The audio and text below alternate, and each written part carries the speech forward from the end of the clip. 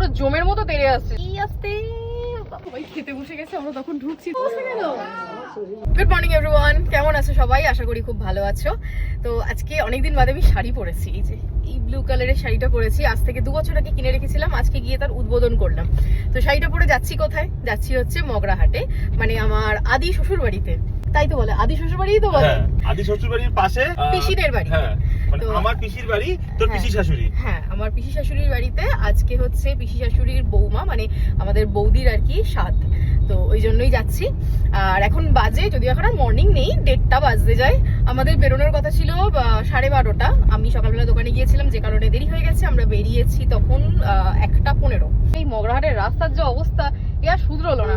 আমার বিয়ে হয়েছে আজকে প্রায় 2 বছর হতে গেল। হ্যাঁ রে, কবে শুধরোবে তোদের এই মগরাহাটের রাস্তা? জানি না, শুধরোবে না। ও জবে থেকে আমি এই রাস্তা দিয়ে বাইক চালিয়ে আর গাড়ি নিয়ে যাওয়া অভ্যেস হয়েছে। মানে আমি যাই যতদিন ধরে একই রকমই দেখে যাচ্ছি, পুরো জমের মতো তেড়ে আসছে যেন। সাইডে নাম, সাইডে নাম। এই আসতে এদিকে পুকুর, এদিকে গাড়ি। পুরো সাবধানে সাবধানে সাবধানে সাবধানে। সাবাস সাবাস, নইলে এক্ষুনি এই পুকুরে যেতাম। পুকুর না খাল। আমার সামনে আসছে, এটা খাল। আজ আসবো এই রাস্তা দিয়ে, আসবো না, বাংলার মোড় হয়ে চলে আসবো। কার মোড়? বাংলার মোড়। ইংলিশের মোড় নেই? না, হিন্দি, ইংলিশ, গুজরাটি, ইতিহাস, না না না, বাংলার মোড়। রাস্তার নামই হচ্ছে বাংলার মোড়।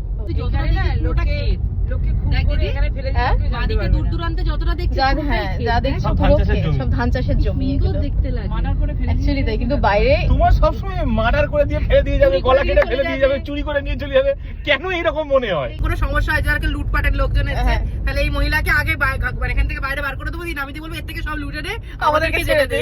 আমাদের কাছে লুটলে বেশি কিছু পাবি না। এখন বসে পুরো খ্যাট করে পায়ে লাগছে। এসে গেছি পিসিনের বাড়িতে। ওই যে সামনের গেটটা হচ্ছে পিসিনের বাড়ি। চল ঢোক। দাদা ভাই আসুক। আরে আমি তো আমার দাদা ছাড়া আমি তো এখানকার বউ না। এই রাস্তা দিয়ে গেলে এখানে আমাদের বাড়িটা যাওয়া যায়। সবাই খেতে বসে গেছে, আমরা তখন ঢুকছি 2টোর সময়। সবাই খেতে বসে গেছে, আমরাই লাস্ট। মিষ্টি মাছটা সব নিয়ে এসেছি। আসল মিষ্টি কোনটা? তোমার এরকম অবস্থা কেন? এরকম ঘেমে চান করে আসল লোক কোথায়? একটা 40 মিনিট টাইম কিচ্ছু খেলো না, শরীর চলছে না। হ্যাঁ গো,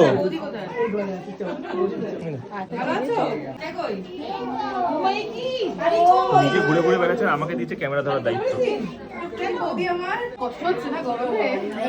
আজকে যার দিন সে নাইটি পরে কেন? ঠান্ডা পড়েছে তো, ওই জন্য নাইটি পড়েছে। ভাই এসেই শুরু করে দিয়েছে। লাঞ্চের সময় ব্রেকফাস্ট বাড়িতে ব্রেকফাস্ট দিয়েছিস? না লুচি না, ওই জন্য লুচি বলে তো ব্রেকফাস্ট বলে হবে না। পিসির আবার মিষ্টি বার করছে। বলতে দেখলাম, বলতে খাবো না, বলতে খাবো না। না না, ওকে বোঁদে দাও, ও এইসব মিষ্টি খাবে না। এমনি আমাদের সপ্তাহে 3 দিন বলে বেরিয়ে দাও। অনেকক্ষণই হলো গল্প গুজব, এখন বেজে গেছে অলরেডি 3টে। এখন বসবো খেতে। পিসির অনেকক্ষণ থেকে ডাকাডাকি করছে। লাভলি, এটা তো 2 দিনের খাবার। তোরা খেতে পারিস, ঠিক আছে? ক্যামেরার সামনে ন্যাকামি করছিস। দেবজিদার কোনো কথা বলছে না, এত খিদে পেয়েছে, চুপচাপ খেতে শুরু করে দিয়েছে। কি অশ্লীল কাজকর্ম এগুলো! ছি ছি ছি রে ননি ছি। খেয়ে উঠেছি না, এখনো বুকের মধ্যে তবলা বাজাস না। চলো হেওয়া বাড়ি যাওয়া যাক। এলাম পিসি। তোমাকে বলতে পারছি না, যখন পিসির এখন ঠাকুমা হবে। আসছি, টাটা। চলো।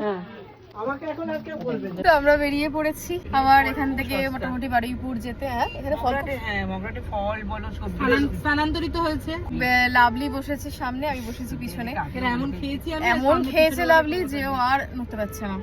লাভলি এত খেয়েছে, লাভলির আবার হয়ে গেছে লাফটার অ্যাটাক। কখন থেকে বেচারা একটু কোল্ড ড্রিঙ্কস চাইছে, দেখে দেয় আর নাই। এইবার দাঁড়িয়েছে।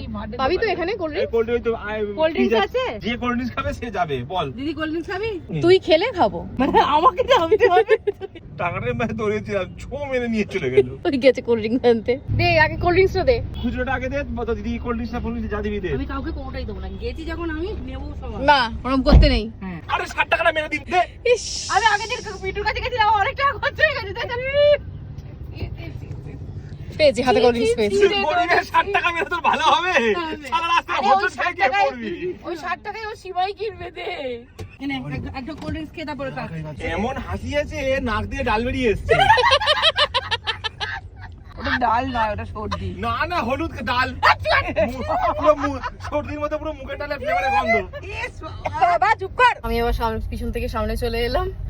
অসহ্য লাগছে। দেবজিৎ ঘাট ঘাট করে শুধু রাতের মাঝখানে গর্তের মধ্যে গাড়িটাকে ফেলছে। এ এতটাই মাথা মোটা, জানা রাস্তা দিয়ে না গিয়ে, ওই কি বাংলা ইংলিশের মোড় বলছিল সেইখান দিয়ে না গিয়ে, যে বলবো অসভ্যের মতো রাস্তা, মনে হচ্ছে যেন পাহাড় কেটে রাস্তা বানিয়েছে। নিচে নেমে যা, এই যে দেখ, নিচে নেমে যা, ওকে নিচেই নামতে হবে। আরে গাড়ি পুরো বেঁকে গেছে। আরে কি করছিস তুই? আরে রাস্তা অর্ধেক ভেঙে নেমে গেছে নিচের দিকে, আমি কি করব? রাস্তার হাল দেখো, নিচে নেমে যা। এই দেখো বিচ্ছিরি রাস্তা পেরিয়ে জাস্ট বাড়ি ঢুকলাম। আজকের মতো ব্লগটা এখানেই শেষ করলাম, টাটা।